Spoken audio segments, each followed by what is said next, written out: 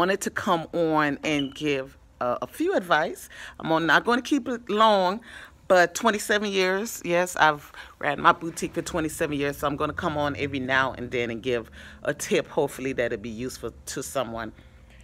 One thing I definitely want to say is, if you didn't get a bank loan or a family loan, this is coming, even if, either way, however you're paying for this, it doesn't matter, but you have to hustle and get it going yourself. This is definitely what you need, because that's how I started off. And I shouldn't say how, because I'm married, but that's how we started off. We hustled and we did what we needed to do, and built, and still here 27 years. And trust me, there's been a lot of other companies that came around, and they're gone, and we're still here. Hey, hey. But anyway, tip number one tip for right now.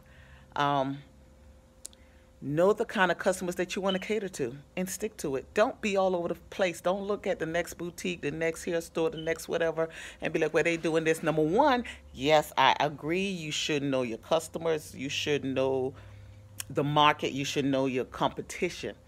But don't be so focused on somebody else that you kind of lose what you have, that what's bringing the customers to you. I go to church. And the reason why I'm bringing that up is, I don't sell church clothes. My church members do not shop at my store. My customers are going to the club, movies, out to eat, that type of stuff. But they know when they come here, this is what they're going to find. Let's say a customer, we're dealing with clothes, come to your establishment and they bought a nice, beautiful maxi dress Monday. Came back the following Monday, payday, you don't have any more maxi dress. And if they really want a maxi dress, they're going to find another company, establishment, store to go to. And you don't know if they're going to come back, because that store might give them a nice customer service, which customer service is a must at all times. But if you don't keep true to what you're selling and your customer, you have a chance of your customers going somewhere else, because they know what kind of product they want. Don't feel bad if somebody walks in and walk out and be like, well, you don't have what I want today. Fine. Make sure the ones that's coming in shopping, every time they come in, 9 out of 10, they're going to find that whatever it is that you're trying to do. So as far as boutique, please, don't be all over the place. Don't be greedy trying to do this, do that, and everything else.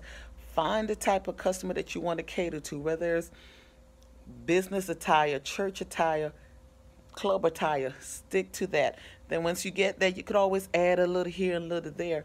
But rule number one is, know your location first of all. If you're in that location, they're going to get a majority of a set type of customers. Please, people, stick to those customers. Fill them out. No, and another thing, don't try to get rich overnight. Don't overprice your product, especially these days with website and things like that. Don't overprice your product. People will come to you based off of good pricing. They might not act like they can't. They didn't get. What I'm trying to say is, a person would come into the store and only have $30, $20. They're not going to say they only have $20, $30, but they know, hey, such and such, they have outfits between $20 and $30. They might come and act like, oh, I'm coming to support. No, you coming because that's all you have. And I'm not saying that's what your price should be. What I'm saying is, know your customers. Try to have a price range that will make people keep on coming in. And as time go on, you'll feel it out. But stick to a certain type of customers for right now. You know, if you, once again, if you're selling club or whatever, stick to those things, and trust me, it will catch on, it will grow in customer service. But once again, I'm not going to go any further. I just wanted to give y'all a quick glimpse. Mr. Blacks, we're in Miami. Like I said, 27 years. I'm a mother of 5, and this business is what took care of my 5 kids. I did not have to go clock in.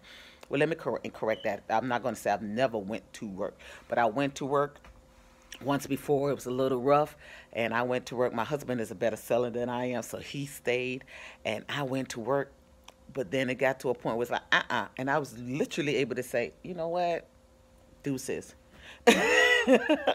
So I'm not saying you don't have to go to work, but trust me, it works.